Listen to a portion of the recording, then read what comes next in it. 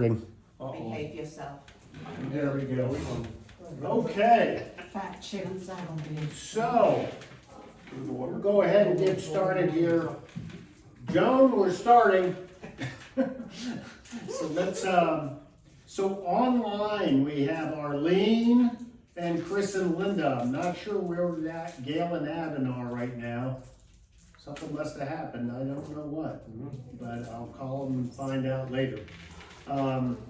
In person here, we got Jan, we got Anna, Lollipop, we got Pauline, we got Steve, we got Joe, we got Beth, and I think we got Joan coming here real shortly.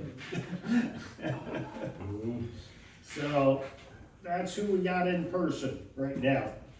So with that, Beth, I prayed last week. could you open us up with a word of prayer? It sounded No, like it's all your fault. It sounded like she said she was pregnant. It sounded like you Yeah, said. yeah, that's what it sounded like to me too. That's what she said. Okay, Last week. I thought you said she here was we go. Oh, come on, you can do it. You can do it, Beth. You can do it. Dear Heavenly Father, thank you for today, for the beautiful weather, for allowing us to get together. Please bless Jeff and his message today, and just help us to learn what we're supposed to learn and take away what we're supposed to take away. We pray this in your precious name. Amen. Okay. Remember, Beth, you're so Just pathetic. don't talk to me. Oh, and there's Gail and Adam, they're online now too. Gee, and no one has their cameras on, everyone just is a big blank screen. Joan, shut the door. All right. So I assume they're there, they're probably off doing other things. Chris and me together. Right. So, okay, we are on day, oh, there's Arlene. Hello, Arlene. Excuse me, lollipop. Oh, yes, thank you. Okay, everyone got their lollipops there? Oh, one's good. All right, so now we're on Daniel chapter 2. Okay, Daniel chapter 2. So, if someone would, we're just gonna start off slow here, so this is gonna be easy for you. Would someone just read verse 1 of Daniel chapter 2? Verse 1. In the second year of his reign, Nebuchadnezzar had dreams. His mind was troubled and he could not sleep. All right. Dun, dun, dun, dun. So now, remember in chapter 1, we had Daniel as a young person, brought in training. And in chapter 1, it said they were in training for how long? 3 years. 3 years. So now we're in the second year of Nebuchadnezzar's reign, which ergo means Daniel's still in training. Yeah. But that would make him a little kid. And we will see later he ain't a little kid. Really? This is one of the areas where people kind of scratch their heads because it's kind of like trying to add up the numbers. 3 years in training, and when Nebuchadnezzar takes them, so when Nebuchadnezzar takes them, he's already a few years into his reign as king. But now somehow in chapter 2 it says in the second year of Nebuchadnezzar's reign. So now the question becomes, is this Nebuchadnezzar or is this Nebuchadnezzar's son who succeeds the original Nebuchadnezzar? Or is this an error by saying the second year of the reign?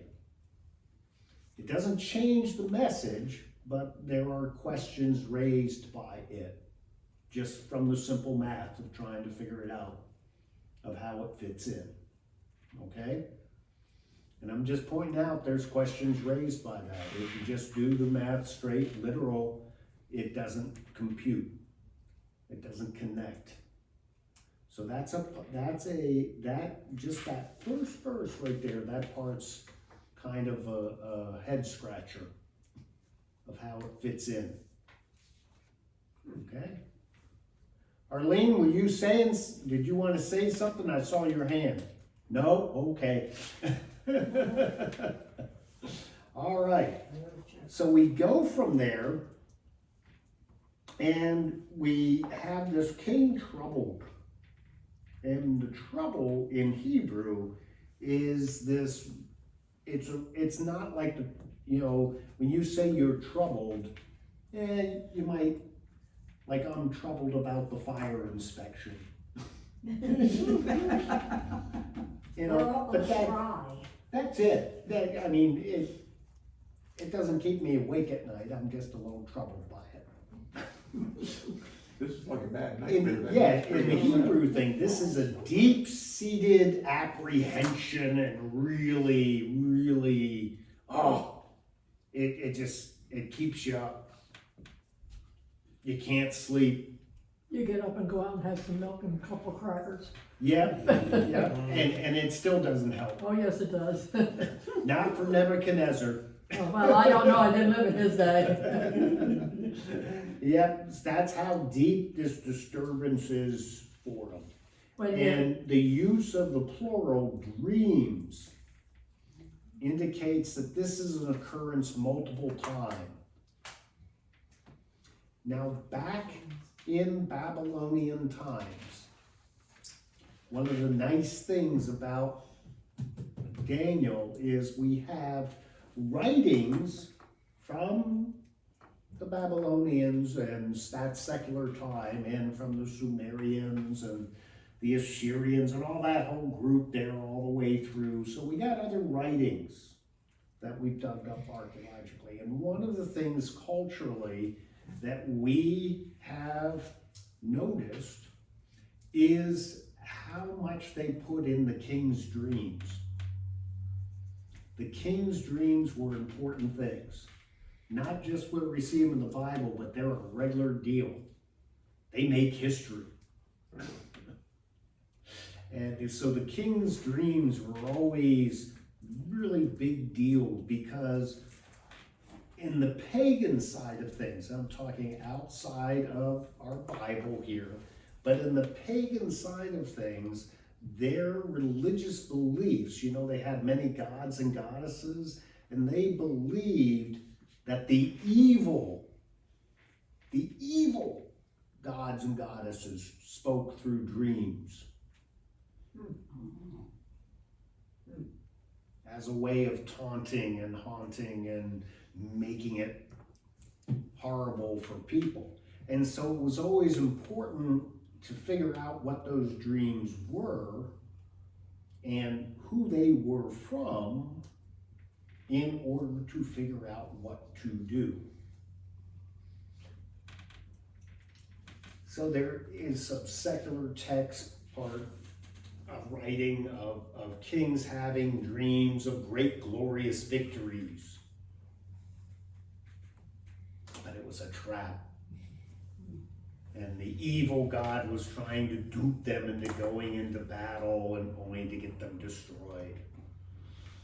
And all these different types. So this one that he's having is disturbing him so greatly, he just keeps him up. And he's had it multiple times, the exact same dream, which really makes it serious now. Okay, so that's kind of important to pick up what's going on, kind of setting the stage here. Any questions or comments or thoughts about that? And anyone online that has something they want to say, just unmute and go for it.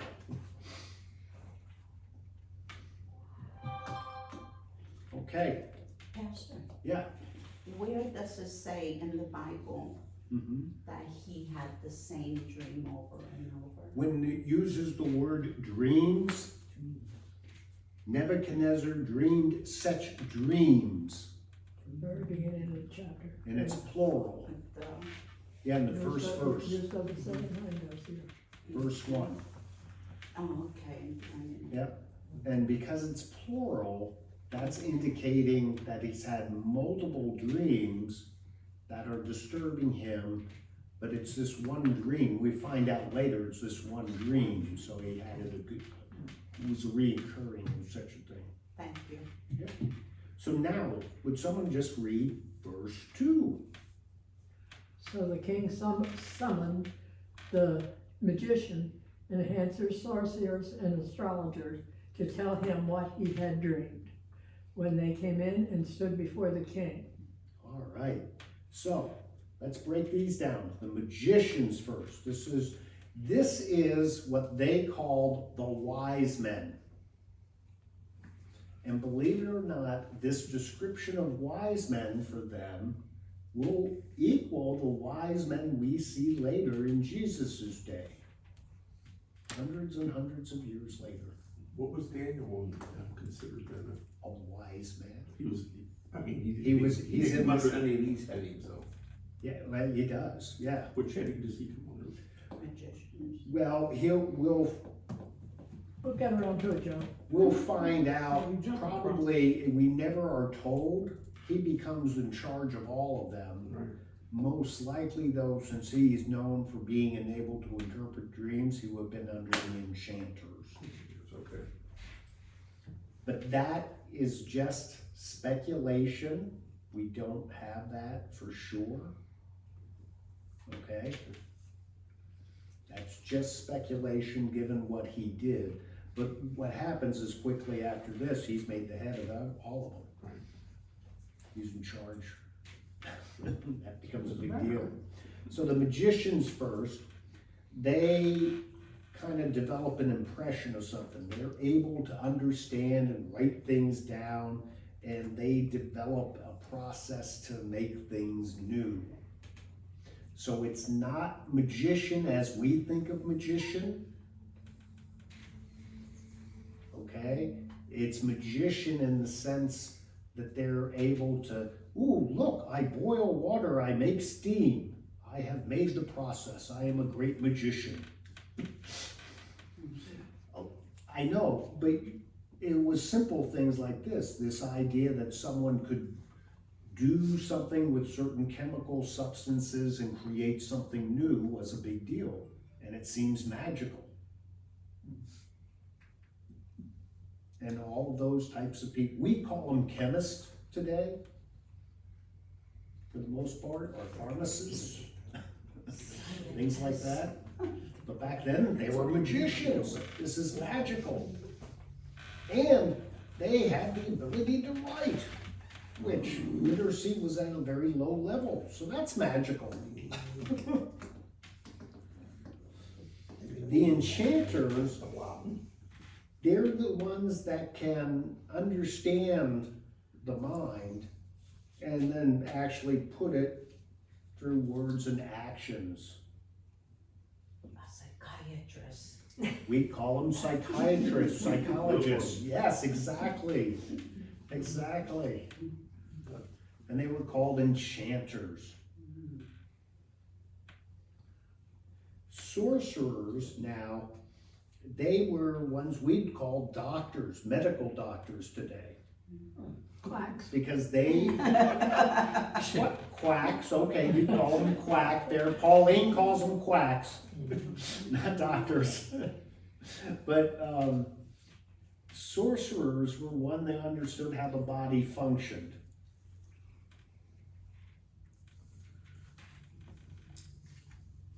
And then astrologers, they understood the stars in the heavens and where things were. Now they assigned meaning to the stars in the heavens and how things were aligned. But they basically, we call them astronomers. And then where they were going off the end was when they go around assigning meanings to things. Oh, this is a good season to wage war. Oh, no, it's not. The stars aren't aligned now. Don't do that. Yeah. But all of these positions we see them as professions in our own day. And that they don't hold the same meaning that they do for us today. When we hear sorcerer, we're thinking of someone with poofs of magic and, and incantation. Yeah, demon. We're thinking demonic arts and all that kind of stuff. Same thing with magicians, we're thinking the guy here, take a card, any card. Let me saw a lady in half here, that type of thing. That's not what they're talking about in their day. Okay, so it's kind of you gotta understand, and the court of the king would be filled with these people. If you were a king of any substance, you had a good set of these individuals. These were the wise men because they were educated.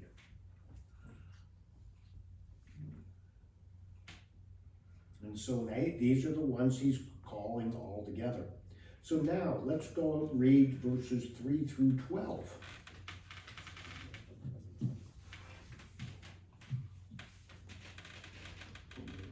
He said to them, I have had a dream that troubles me, and I want to know what it means. Then the astrologers answered the king in Aramaic, O king, live forever. Tell your servants the dream, and we will interpret it. The king replied to the astrologers, This is what I have firmly decided. If you do not tell me what my dream was and interpret it, I will have you cut into pieces and your houses turned into piles of rubble. But if you tell me the dream and explain it, you will receive from me gifts and rewards and great honor. So tell me the dream and interpret it for me. Once more they replied, Let the king tell his servants the dream, and we will interpret it. Then the king answered, I am certain that you are trying to gain time, because you realize that this is what I have firmly decided. If you do not tell me the dream, there is just one penalty for you. You have conspired to tell me misleading and wicked things, hoping the situation will change. So then, tell me the dream, and I will know that you can interpret it for me. The astrologers answered the king, There is not a man on earth who can do what the king asks. No king, however great and mighty, has ever asked such a thing of any magician or enchanter or astrologer. What the king asks is too difficult. No one can reveal it to the king except the gods, and they do not live among men.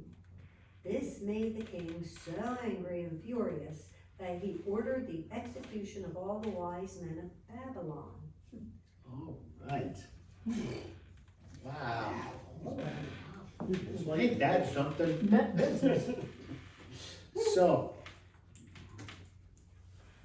Having a video game for the kid. why do you think Nebuchadnezzar wants them to tell him the dream? He's not guilty then if it doesn't follow through. Hmm? He's not guilty if it doesn't follow through. They won't blame him for something. Oh, okay. All right. Here's a thought. Well, if they know Nice. so much, they should know what the dream is. Right. Yeah, Yep. He's almost kind of saying, I don't trust you. yeah. I don't trust you, so if you're really as smart and understanding, you should know it already. What do you think of his punishment? They can't do it. Severe. Yeah. One of the things of ancient times, and we see it in scripture, we'll see it here in Daniel, we'll also see it, we saw it in Joshua, is that when a person, and you see it in Esther, when a person is punished, it's everything the person owns is punished also. So the whole family is guilty of the crime if the head of the family commits a crime or does something wrong. So notice the king says, everything you own is gonna be burned to the ground. I'm gonna kill the whole family. I'm gonna kill everybody. They all said I'm not related to him and ran away. See, so, there you go. That should give some of you spouses concern about your other spouse there. Imagine they make some decision, there you are sitting fat, dumb, and happy at home, and all of a sudden someone comes around and says, well, they goofed up, you're dead. Don't say that. Don't talk to me. You're gonna be walking, homeboy. All right. You'll still be walking. Okay, why Joe and Beth carry on the side there.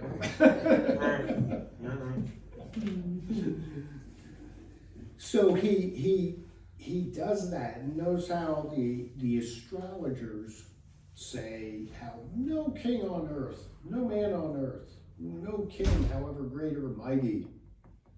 And these are very significant phrases because it sets up Daniel. It is laying the groundwork to say, can't be done, absolutely impossible. Dun, dun, dun.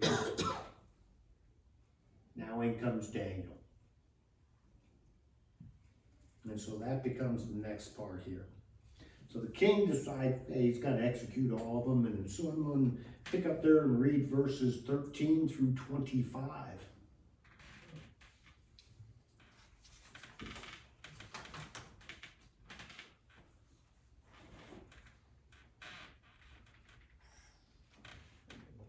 Boy, everyone's so anxious to read.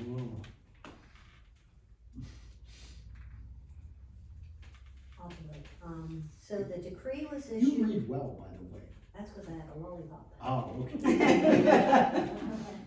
So the decree was issued to put the wise men to death, and the men were sent to look for Daniel and his friends to put them to death. When Arioch, the commander of the king's guard, had gone out to put to death the wise men of Babylon, Daniel spoke to him with wisdom and tact. He asked the king's officer, why did the king issue such a harsh decree? Arioch then explained the matter to Daniel. At this, Daniel went into the king and asked for time, so that he might interpret the dream for him. Then Daniel returned to his house and explained the matter to his friends Hananiah, Mishael, and Azariah.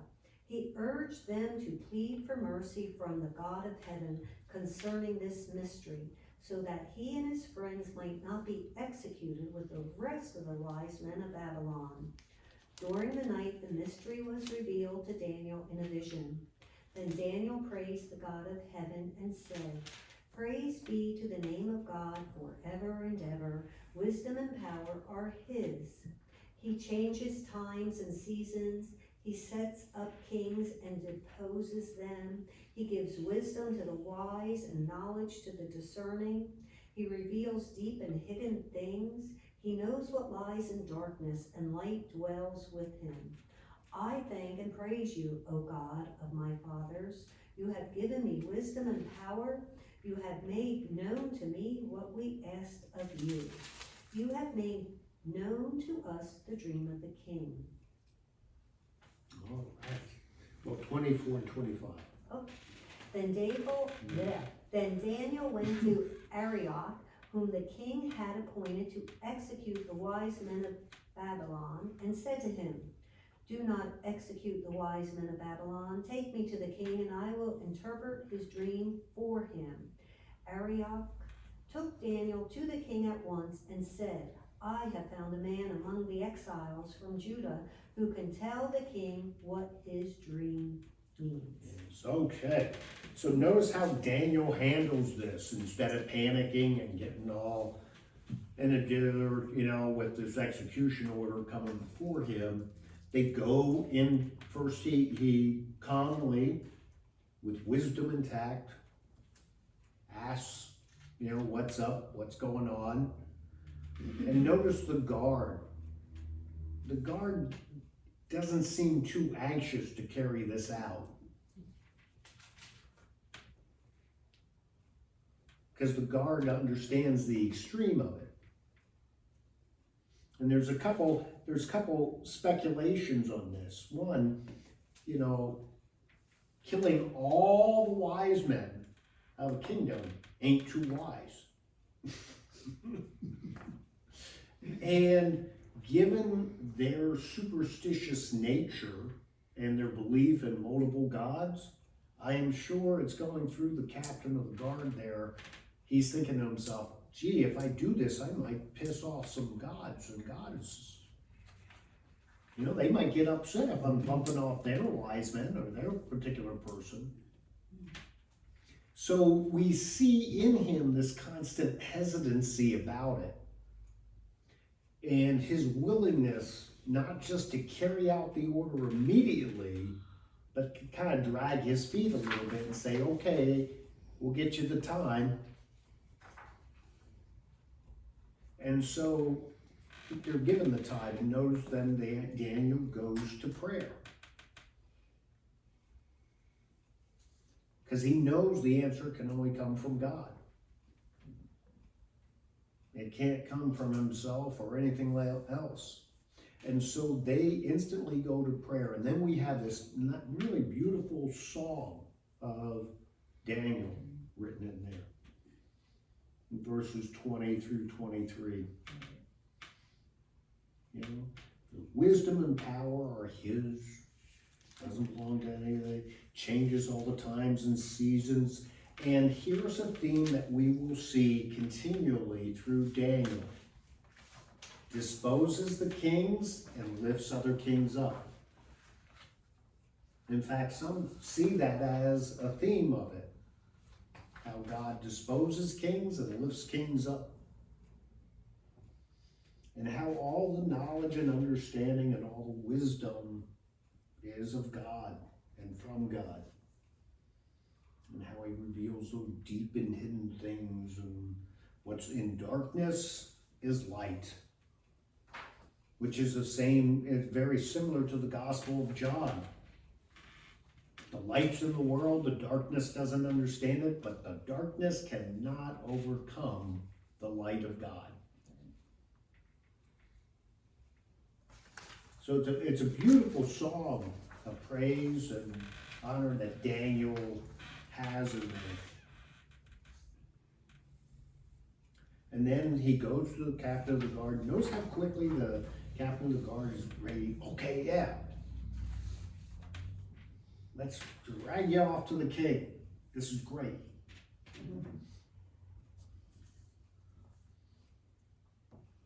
So he quickly brings Daniel to the king. I have found among the exiles from Judah a man who can tell the king the interpretation. The guard, this captain of the guard there, he is putting his own life in danger. Yeah. Do you think the time he spends with all these guys, he realizes that Daniel and his buddies are not the, what's the right word, imposters, or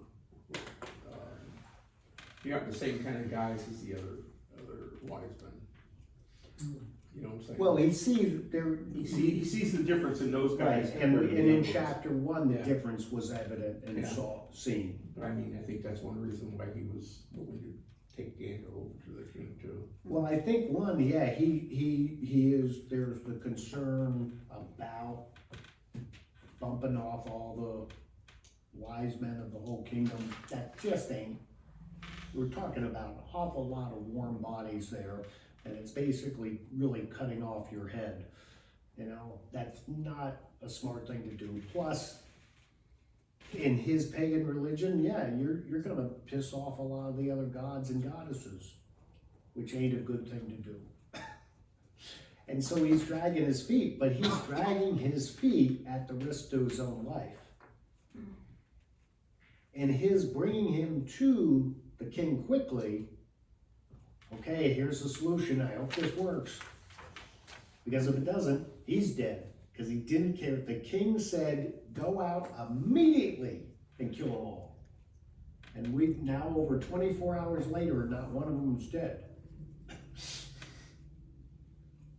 That captain of the guard's taking a huge risk. and it's all on Daniel. So now, let's go to 26 through 45. Who would read 26 through 45, which is, pretty much close to the whole thing. Would someone please read that? Steve, you're up for it. Okay, I see it. I see it in your eyes. You're anxious. okay, I'll try. The king answered and said to Daniel, whose name was Belteshazzar, are you able to make known to me the dream that I have seen and its interpretation? Daniel answered in the presence of the king and said, the secret which the king has demanded, the wise men, the astrologers, the magicians, and the soothsayers cannot declare to the king. But there is a God in heaven who revealed secrets, and he has made known to King Nebuchadnezzar, what will be in the later days. Your dream and the visions of your head are upon your bed were these. As for you, O king, thoughts came to your mind while you were on your bed about what would come to pass after this, and he who revealed secrets has made known to you what will be. But as for me, this secret has not been revealed to me, because I have more wisdom than anyone living, but for our sakes, who has made known interpretation to the king, and that you may know the thoughts of your heart. You, O king, were watching. Behold, the great image. This great image, whose splendor was excellent, stood before you. In its form was awesome. This image head was of fine gold, its chest and arms silver, its belly and thighs of bronze, its legs of iron, its feet partly of gold and partly of clay. You watched while a stone was cut out without hands, which struck the image on its feet of iron, clay, and broke them into pieces. Then the iron of clay and bronze, the silver and the gold were crushed together and became like chaff from the summer's threshing floors. The wind carried them away so that no trace of them was found, and the stone that struck the image became great mountain and filled the whole earth. This is the dream. Now we will tell the interpretation of it before the king. You, O king, are King of kings. For the God of heaven has given you a kingdom, power and strength and glory. And wherever the children of men dwell, or the beasts of the field and the birds of the air, he has given them into your hands and has made you ruler over all them. You are the head of gold, but after you shall arise another kingdom inferior to yours, then another and a third kingdom of bronze, and then which shall rule over all the earth. This is the fourth kingdom. And the fourth kingdom shall be as strong as iron, inasmuch as iron breaks it to pieces and shatters everything, and like iron it crushes, that kingdom will break in pieces and crush all others. Whereas you saw the feet and toes partly of potter's clay and part of iron, the kingdom shall be divided, yet the strength of iron will be in it, just as you saw the iron mixed with ceramic clay. And as the toes of the feet were partially iron, partly clay, so the kingdom shall be partly strong and partly fragile. As you saw it mixed with ceramic and clay, they will mingle and with the seed of men, but they will not adhere to one another, just as iron and clay does not mix. The days of these kings of God of heaven will set up a kingdom which shall never be destroyed, and the kingdom shall not be left to another people. It shall break in pieces and consume all these kingdoms, and it shall stand forever. Inasmuch as you saw the stone was cut out of the mountain without hands, that it broke in pieces, the iron, the bronze, the clay, the silver, the gold. The great God has made known to the king what shall come to pass after this. The dream was certain and the interpretation is sure. All right, thank you very much. Thank you, Steve. I'm done for the week. Okay, you're done for the week, got Well, it. then next Wednesday. So, okay, now I know the people here, all of you, I'm sure, have heard this dream before. And I got a little depiction there, which is the common interpretation. Well, the interpretation's given to us by Daniel, but what those kingdoms are. So, and it just follows in chronological, the kingdoms that happen after Nebuchadnezzar. So you go from the Babylonian Empire to the Medo-Persian Empire to the Greek Empire, beginning, of course, with Alexander the Great and his conquests, which then goes into the Roman Empire, and then the feet being the end times. And that's the common interpretation that goes through. What's the big rock, the mountain, that comes and smashes the feet? Not made by human hands. Jesus, yeah. The great stone, the cornerstone, the stone the builders rejected, which had become the cornerstone. And so understanding it being Jesus as the one smashing the feet, that leads now into, a little bit about what we talked about in Revelation. Okay, so in other words, what are, based on what we talked about in Revelation, what then do you think are some of the interpretations of that end times part, the feet?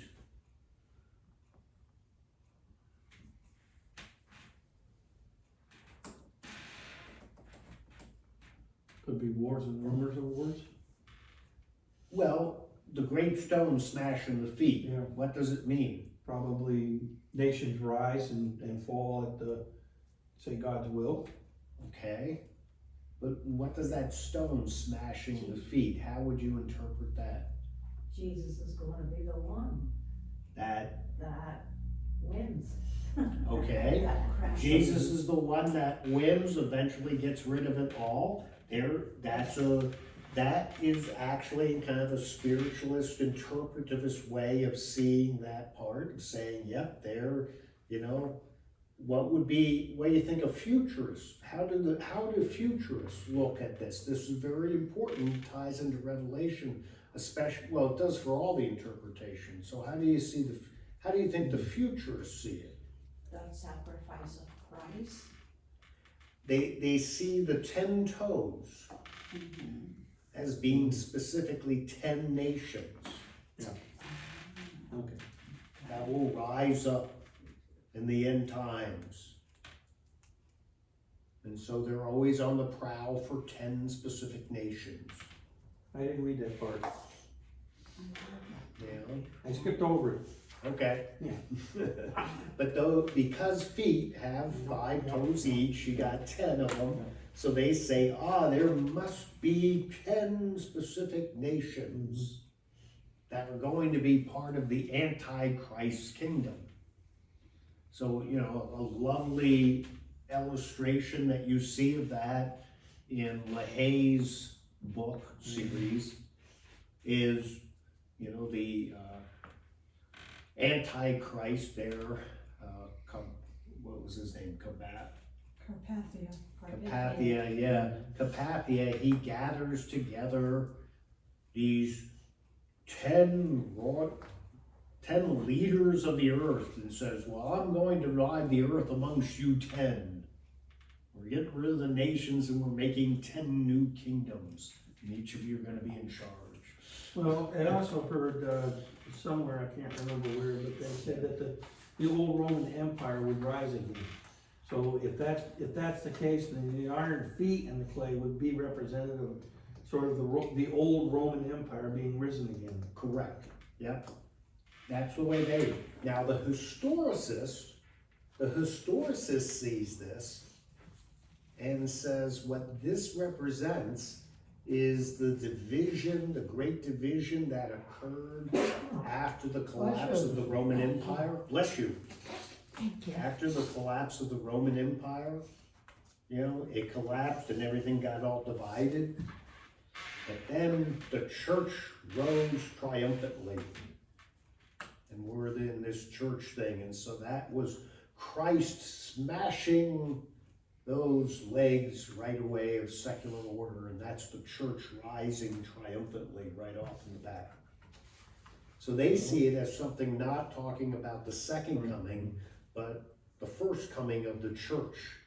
Because the church defeated the Roman Empire, defeated all these secular barbarians, the Goths, Visigoths, and all those divisions of barbaric tribes. And the church rose triumphant. And that's how they see it. Isn't that something? And the preterists, those good old Catholics, they see it almost kind of similar to the historicists, except they say it as, okay, yeah, you had all those Goths, Visigoths, things like that, and they actually can break it down into 10 little tribes and stuff of barbarians. And who conquers them all? The Holy Roman Empire, which is the church rising triumphantly. Never mind Martin Luther and all those good people, but later on, but they see it as the church rising triumphantly in the Holy Roman Empire. And so that's the way they interpret it. So the historicists and preterists see that rock smashing the feet as something that already occurred. The futurists see it as something happening in the future, and they related it to Christ's second coming. The spiritualist interpretivists also relate it to Christ's second coming. Okay? Does that make sense to everybody? What about the fourth one? I forget what that is. Is that the spiritualist? Yeah, the spiritualist interpretivists. Yeah. That's so you got the historicist, the preterist, the futurist, and the spiritualist interpretivist. Yeah. Yep. So the futurist and spiritualist interpretivists, they're saying this is related to the second coming of Christ. And that's that rock smashing the feet. The historicists and preterists say it's just talking about the rise of the church. Being in the world, but not of the world. So, anyway, so we got this great statue. You see the breakdown part of it. Let's just read the last verse, and then I got a question for kind of discussion here to throw out. So, who would read verses 46 through 49? And King Nebuchadnezzar fell prostrate before Daniel and paid his honor and ordered that an offering and incense might be presented to him. The king said to Daniel, "Surely your God is the God of gods, and the Lord of kings, and the revealer of mysteries, for you were able to reveal this mystery." Then the king placed Daniel in a high position and lavished many gifts on him. He made him ruler over the entire province of Babylon and placed him in charge of all of its wise men. Moreover, at Daniel's request, the king appointed Shadrach, Meshach, and Abednego administrators over the province of Babylon, while Daniel himself remained at the royal court. All right. Dun, dun, dun, dun. So, notice the king's reaction, how he falls down prostrate. And then he's actually, like he's worshiping Daniel. And he's offering incense and grain offering to Daniel. Because he recognized, the king is no dummy in a way. He recognizes there's no way anyone could do this and actually do it correct. So obviously, Nebuchadnezzar at this point is associating godlike statue to Daniel himself. Daniel didn't stop him. Well, he doesn't, but the king goes on there and he says, truly your God Daniel is above all the others. Saying there are other gods out there. At this point in Nebuchadnezzar's life, he's still thinking there's other gods out there. It's just that Daniel's God, you must be pretty darn good. You must be the top of the heap. And so therefore, I got all these, and he promotes Daniel. And he promotes his three associates, and they become administrators over the different regions within the province of Babylon. And that's kind of important. Province of Babylon is approximately what we would call Iraq today. That'd be the easiest and quickest way to associate it for you. And it's broken into then 3 little administrative districts. And he's saying, okay, you're each of it, and Daniel, you stay here because you're kind of the main Bubba.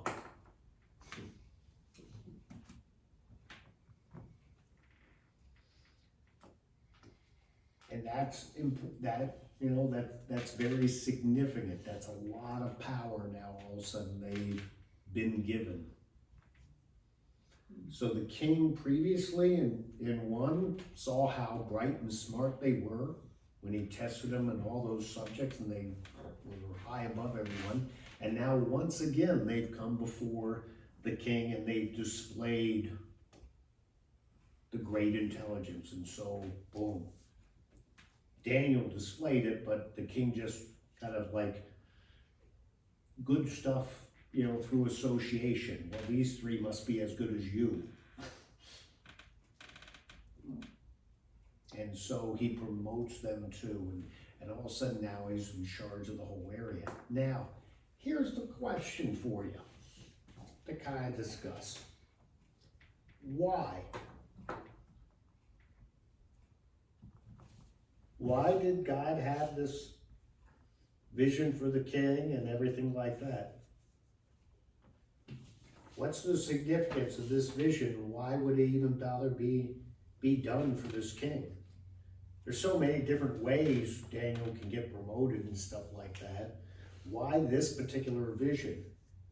When Joseph did in Egypt, at least that one was, okay, we're gonna hoard up food for 7 years before we have the 7 years of famine. And it ultimately saves the other children of Israel. What's the significance of this? Why even bother with that dream? Well, here are my footnotes. If Daniel had taken the credit himself, the king would have honored only Daniel. Because Daniel gave God the credit, the king honored both of them. All the other 3. Yeah. Mm-hmm. Yeah. But why do you think God even bothered with the dream? I don't know, I haven't figured out why he gives me dreams. My Bible says that Yeah. he was full of pride and bragged about his greatness. And he claimed that he was responsible for the great city of Babylon. Well, he was very prideful and arrogant. So how do you think this dream would solve that problem, since he's the head of gold? Well, showing him that his kingdom's not gonna last. No kingdom on earth will last. Humble Okay. yourself. That he should humble himself. And he sees how wonderful Daniel's God is.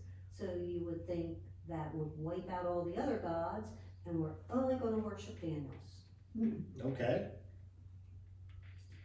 Okay, Well, in Daniel's interpretation, going back to 37, verse 37, it says, O king, you are king of kings, for the God of heaven has given you a kingdom of power, strength, and glory. And verse 38 says, wherever the children of men dwell, or the beasts of the field, and in that, he has given them into your hands. So Daniel recognized, I guess, the times when God was saying, you know, King Nebuchadnezzar, you're gonna be God's tool. okay. Does that answer the question? Well, it's an answer, yeah, I'm not, Yeah. yeah, I'm just saying, you know, because this really is the main part of there's a reason for God doing this. It wasn't just done because, you know, it had nothing better to do at the day. I mean, there's a whole reason for Well, it. Nebuchadnezzar also preserved the Israelites, and actually through his descendants or whatever, sent them back to Jerusalem to build the wall. Nebuchadnezzar doesn't do that. Well, I mean, well, One of them. yeah, somebody The does. Persians. do. Yeah, and Maybe. through that series of history, the Israelites came back to Jerusalem to build the wall and things. So God Right. was But what's the point of this dream? probably to prove to Nebuchadnezzar that God is God. He's in Okay. control. He's in control. Yeah. It's in control, okay? And he's the one who raises up kingdoms and takes them down too. Yeah, bringing back to the phrase in the beginning there, rise up, bring down. It's God that controls all of that through How come time. he never answers his own questions? So why give an insight to the future? How does that help Daniel to see this kind of future? I mean, obviously Daniel didn't know, oh yeah, there's gonna be this thing called the Media-Persians, and there's gonna be Greece, and there's gonna be Rome. I mean, that's an interpretation that we placed on it later. But it's to give Daniel the title of prophetic, being able to, you know, tell dreams. Well, he known to be able to tell dreams already, can interpret. They was kind of known beforehand, but yeah. Tell us. Well, I'm just, this is part of, you guys are all smart people too, you get the Bible. He said I was smart. You need to, oh, Joe, you are smart, Joe, you are smart, you do know the Bible, you just pretend not to. Well, and Daniel must have felt, not relieved, but through his song, he's honoring God. God has Yeah. not deserted him. You know, even though Jerusalem has fallen, probably his family was killed, he's now under enemy rule. He's probably seeing, you know, this is a way for me to build up my God. Of course, next thing he does is make the big old gold statue that they all have to bow down to the gold statue instead of the God.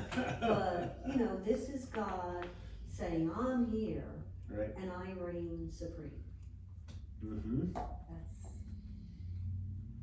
I don't know why the bottom's iron and clay though, but I guess to show that the base is not secure unless Right. it's God. Yeah, well, Getting and their that's, feet tonight. Yeah. None of them is secure, no Right. nation is. Right, and Yeah. you would If think you- It's these just clay showing. shouldn't be at the bottom. well, and it's not even just secure, yeah, your heaviest element's at top, the thing's top heavy. Yeah. And all of this, all of you were kind of giving some good answers there and responses, and I guess Chris and Linda aren't by. Chris, did you have something? I see you unmuted.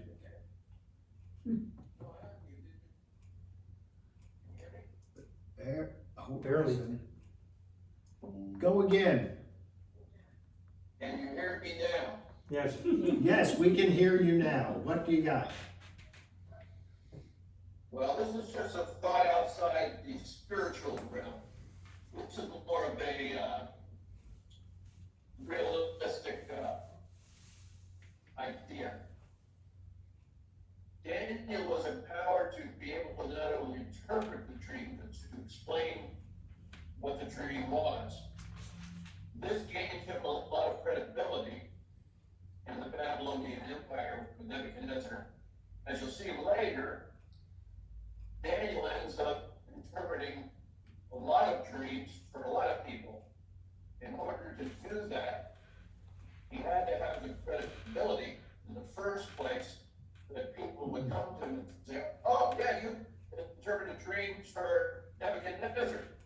You must be a man. You must be able to do it. So, in my mind, being able to tell what the dream was and interpret it for Nebuchadnezzar, and Nebuchadnezzar giving him so much power along with his palace, gave him the credibility to be able to go and do the same thing for other leaders and their dreams as well. So that's my 3.5 cents.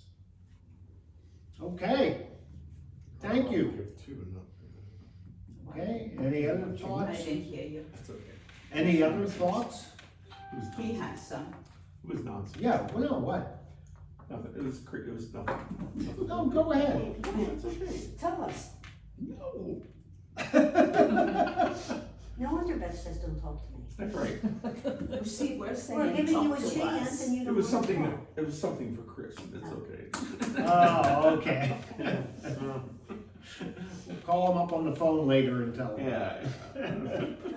Doesn't. All right. Doesn't, So, Okay. okay, all of these are right. One, this dream is showing the supremacy of God over all. It sets it up in the beginning of the chapter when it says, no one can do this, not anybody. None of the gods can do it, none of the kings, no one can do this. And voila, God does it. Only God can. So it shows the supremacy of God over all. It shows the weakness of all these kingdoms of man.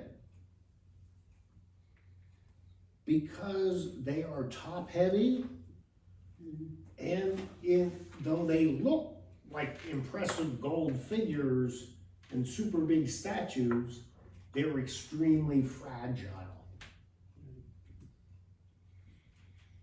The bigger the head, the harder they fall. With these feet, it's so top heavy, basically, yeah, you just crush the feet and the whole thing comes toppling down. Crush my feet, I would too.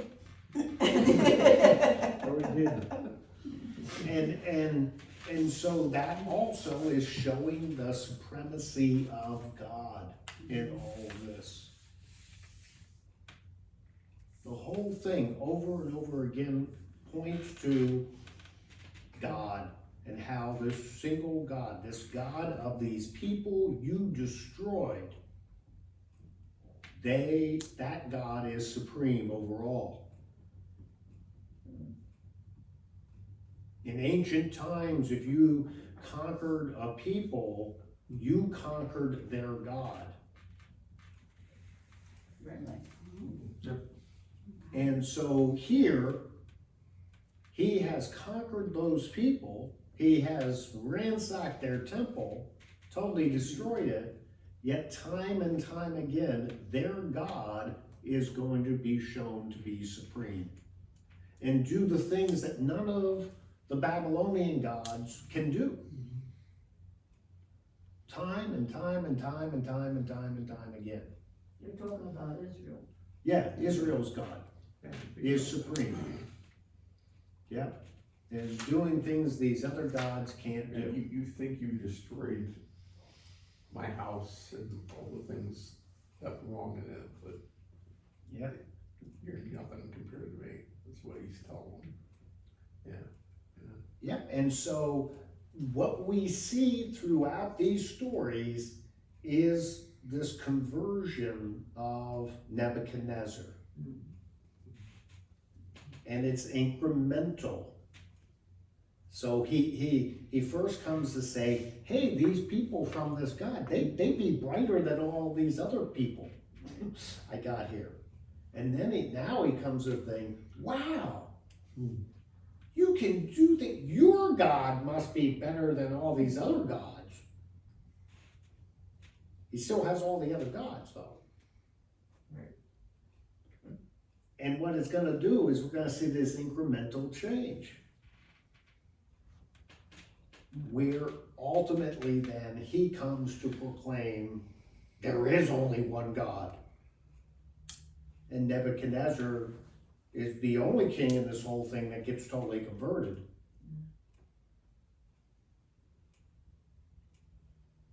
Is Okay. he the same king that went in the wilderness whose nails grew? Yep, oh yeah, we're gonna get to that part He's too. the same king? Yep, the wild hairdo and the Yeah. long nails. Right. Yeah, and he kinda looks like Joe on a. Yeah, exactly. A good day. Yeah, except Joe doesn't have long fingernails and the big hair. Okay, well, there you go, that's it. To, next week, we got Daniel chapter 3. Okay? All right, well, see ya. I'll bring you the half your cookies. Good night. Good seeing you, Arlene. Nice seeing the CW and the LW and the big G. Turn it off.